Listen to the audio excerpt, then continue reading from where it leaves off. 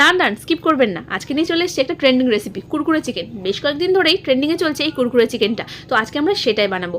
Kurkure chicken বানানোর জন্য প্রথমে এখানে নিয়ে নিচ্ছি 300 গ্রাম আমরা চিকেন। তো চিকেনের ভিতরে এখন কিছু মশলা দিতে হবে, তার জন্য একটা মিক্সচার মেশিনে দিয়ে দিচ্ছি আমি কিছুটা আদা, কিছুটা রসুন আর একটা পেঁয়াজ।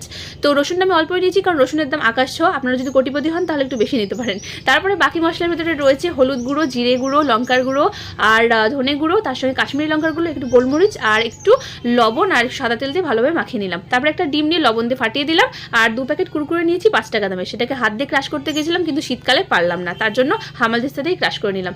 তারপরে ডিমের গোলাতে চিকেনগুলো মাখিয়ে ভালোভাবে এভাবে কুরকুরে দিয়ে কোট করে নিলাম।